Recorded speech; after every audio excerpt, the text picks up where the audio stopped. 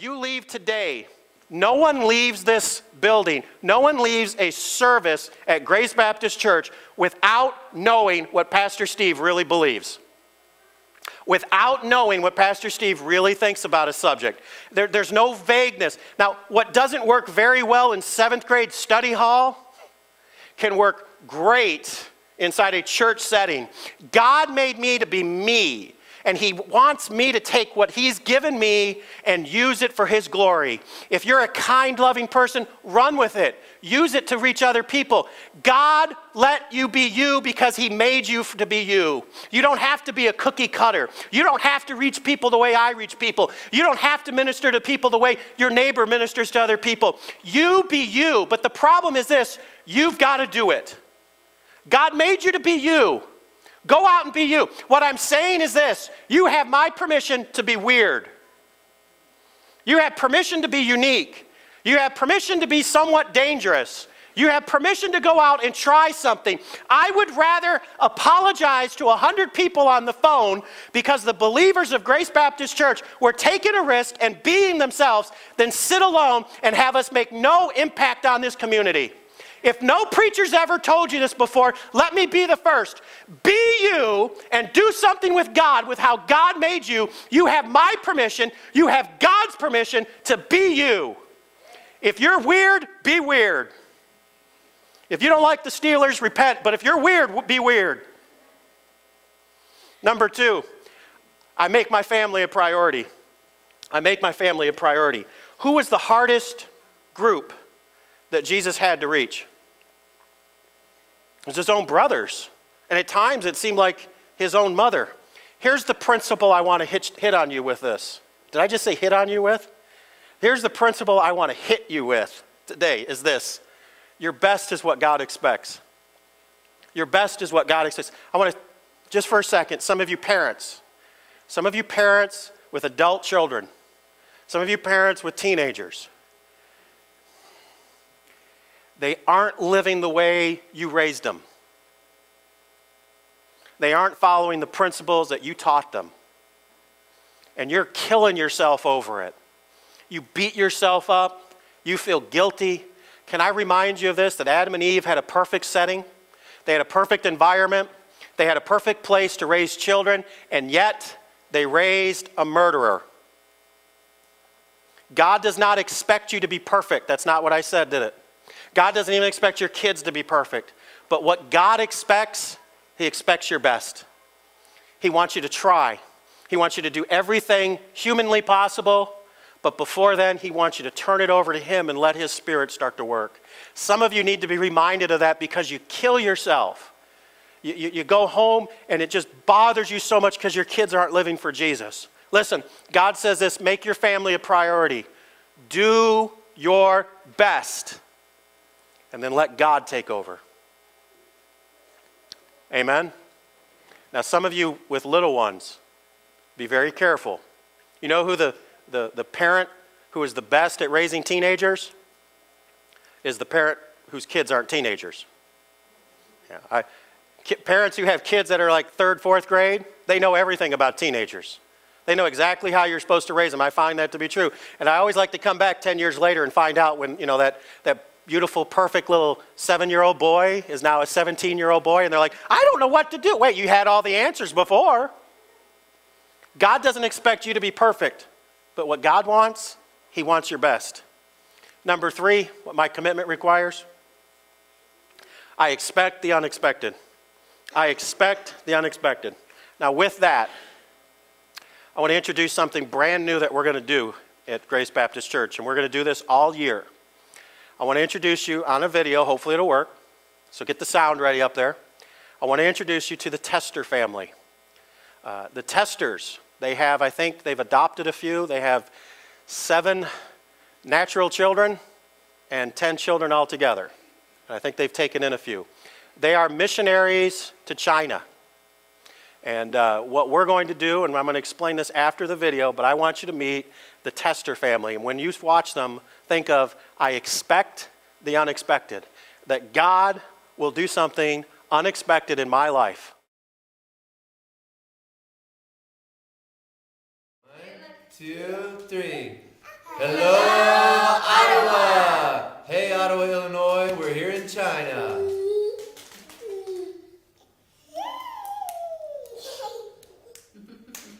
All right, that's a good.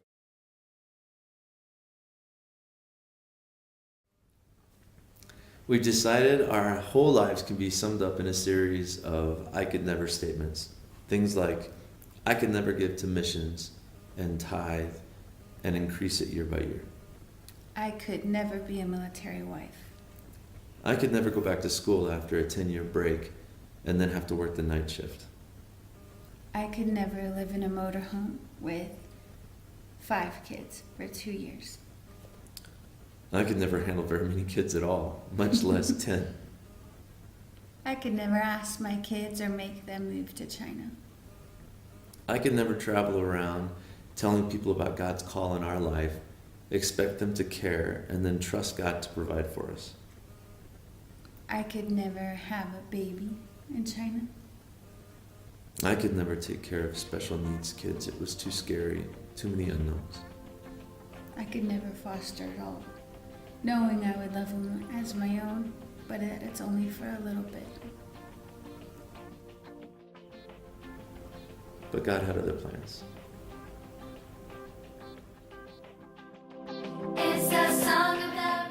The question is, why in the world would we do all those things that we thought we never could or never would do? The answer is very simple. There was a need.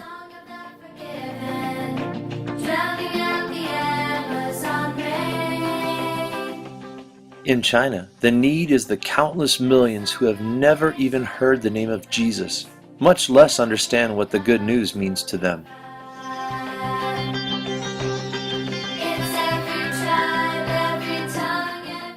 There is also an incredible need for those who would tell them, and just as importantly, those who would send them.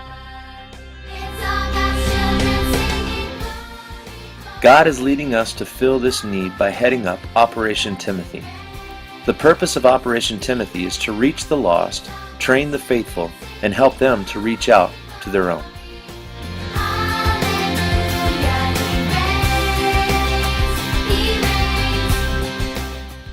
One of the major issues here in China after 60 years of opposition, oppression, and persecution is a lack of qualified leadership in the local churches.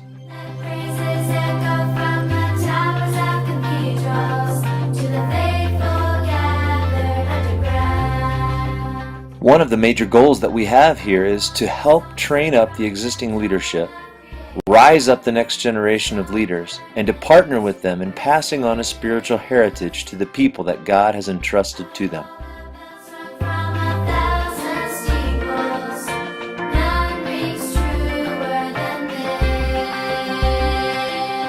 Lastly, we want to cast a vision for them to reach their own people, even the unreached people groups that have been so far away from the gospel for so long.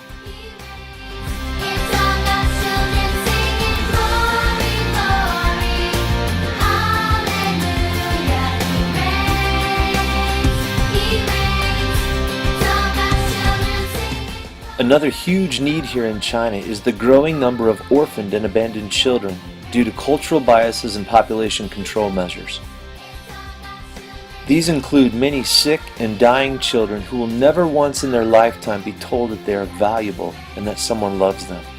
It's our desire to show the Father's heart not only to these kids but to His church and to those who don't know Him but are looking on.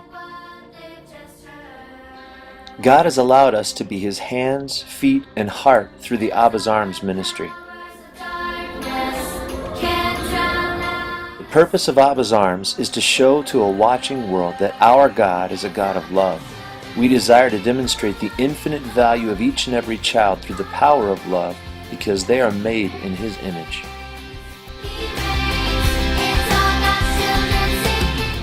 We desire to do this through facilitating a foster network, orphanage worker training, and the provision of supplies and, if necessary, even medical attention. Our great hope is that the local church will catch on to God's vision and be a safe place for the fatherless.